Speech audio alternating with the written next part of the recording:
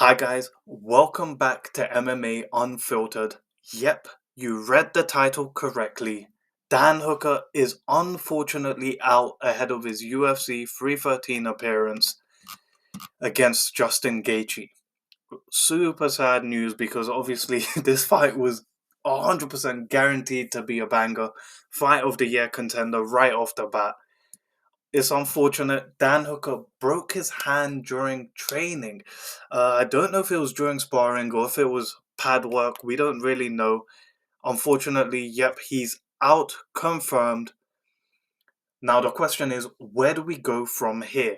Obviously, the UFC is gonna look for a short notice replacement because this card is significantly worse without this fight on it. Will they rebook this? No. Dan Hooker broke his hand. I mean, he's out for at least 4 months of no training with that hand. And then, probably a whole 2, 3 months long training camp before he's back. So we're looking at a 7 month layoff for Dan Hooker. Really, really unfortunate, man. This fight was going to be so good. Everyone knew it. Justin Gaethje was going to call out Islam Makhachev for the belt after if he won. But let's look to where we go next. There are quite a few people who would be right for this fight. Obviously, there's only one that I really want to see. But let's go ahead and get into it. Number one option, Dustin Poirier. I don't really want to see this one. I don't think Dustin's gonna put his hand up, let me fight this animal. Even though Dustin did want that rematch with Justin Gaethje because he did lose. He got kicked in the head and put to sleep, and then some follow up shots from Justin Gaethje. But yeah, I mean Dustin Poirier is not stupid. If this really is gonna be his last fight, he's not gonna take a short notice against Justin Gaethje. Um, yeah, it's just not gonna happen, and quite frankly, I don't want to see it happen either. Who's next? Arman Sarukian. Now, this I cannot stress this enough. This has to be the guy to put his hand up. Because let's be real, he was gonna fight Islam Makhachev. I'm trying to remember it's Makhachev, not Makachev, but I'll make that mistake several times. These guys were gonna fight January 11th, I want to say, January 19th. So not that long ago, he was gonna fight Islam Makhachev. Obviously, he hurt his little back. He hurt his back. He's out. He was out of that. Obviously, there's a lot of speculation that he didn't really get injured. He really just couldn't make weight in time, and so he faked the injury. UFC doctors, the consensus is that they believed he was in good enough shape to fight. I think it's clear and clear. It was just a weight cutting issue because we saw him moving about literally days after this supposed back injury that was hurting him so much he couldn't go into the octagon and fight. He couldn't move. It was just ridiculous. I think it was a clear scapegoat. He could have fought, but he just couldn't make the weight in time. Is the problem. Anyway, it's guaranteed this guy's still in great shape. Like we said, it was January 19th.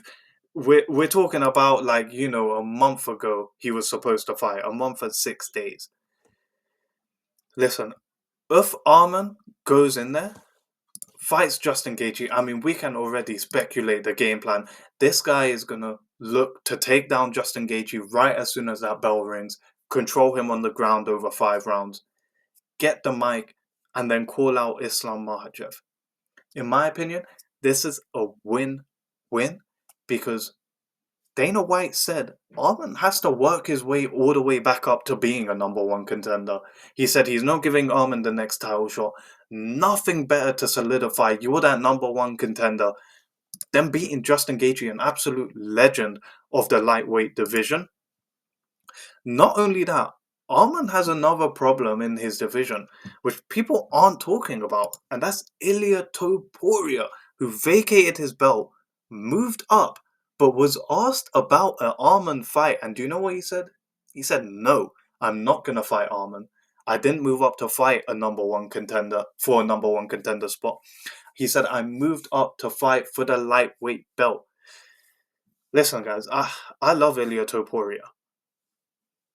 Can he beat Arman Sarukian? It's a legitimate question to have. I know he's a champion. at 145. I know he was putting people out cold at 145, but we've never seen him fight a 155er even close to as good as Arman Tsarukyan, who's good everywhere. I mean, Arman literally is a phenomenal grappler, and he's excellent. He's excellent at Muay Thai. I think he was like a Muay Thai champion.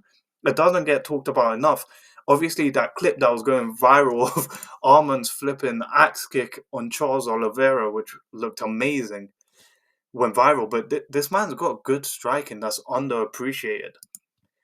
Ilya says, I'm not fighting Arman because he wants to fight for the belt. In truth, like I said, guys, Topuria fans, don't get mad at me. I like this guy. I think he's super entertaining.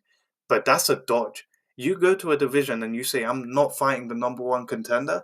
That's a dodge. And he joined Alex Pereira in the dodging queue. Obviously, Alex is fighting Ankalaev now, so those rumors can go to rest.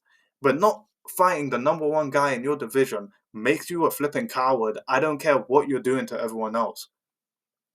You gotta fight the best guy in your division. Ilya Topuria saying, I'm not gonna fight Arman Tsarukyan. That's just a dodge, and I don't care what anyone has to say about it. But yep, Arman gets his title shot by beating Justin Gaethje, or at the very least, he grabs the mic and he says, Ilya Topuria, where are you? You want to fight for the belt, well, you have to get through me first. That's what I want to see. And then we hear about an Ilya Arman fight. Wouldn't that be amazing?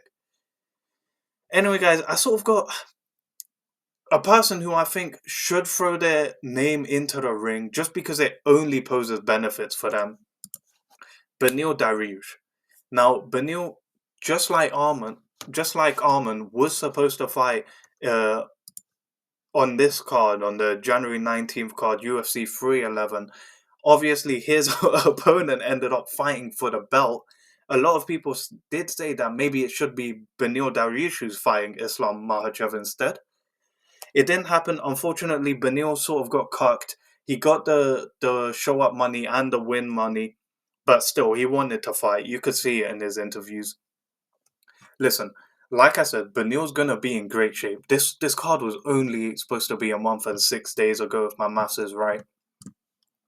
He was training for Moicano, and he was training a lot of grappling guys, which I think because like he said my advantage over Moicano is grappling. When he was asked about the Islam fight, even before it happened, he said, I can't imagine Islam not having those same advantages.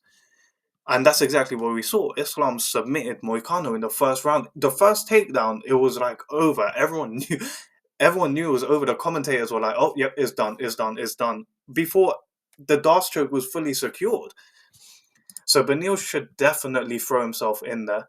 He said, after the Moicano fight was cancelled, he said, I'm no longer going to fight someone who's a lower ranking than me. The UFC guaranteed to me that I would fight above, higher in the rankings, as in. And I think this is actually a great matchup for Beneil. I think Beneil's got good enough striking, but his grappling is just way better than Justin Gaethje. He can make it a grueling fight for Justin Gaethje, especially when Gaethje was preparing for just a striker in Dan Hooker. There is 0% chance that you're getting taken down by Dan Hooker. And if Arman or Beneil go in knowing that, with that confidence in their grappling, I think either one of them gets the job done. I think it's super unfortunate for Gaethje if one of these matches are made instead. But like I said, another reason this is good for Beneil is because he sort of needs to know whether he should still be fighting in the UFC. He had brutal knockout losses to Charles, and the Arman one was really bad. He was slumped. If he fights Justin Gaethje and he wins, we see him move up potentially. I mean, look, he's 8th right now. He'd be fighting the number 3 guy. If he beats Justin Gaethje, he's legitimately, if not, he's probably not in title contention, but he's in contention to call out one of the very top guys in the division. Obviously, I hope he doesn't call out Ilya, because that's just going to be a sleep fest again. But it improves his standing a lot more.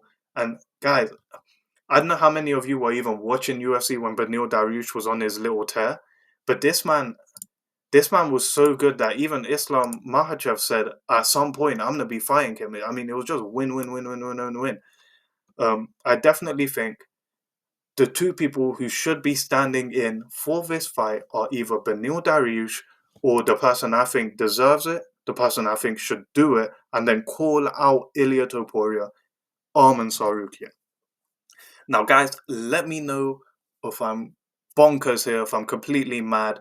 Let me know who you want to see Justin Gaethje fight. It is on short notice, so guys, be realistic. Honestly, I wouldn't be mad at a Mario Batista versus Justin Gaethje matchup right now.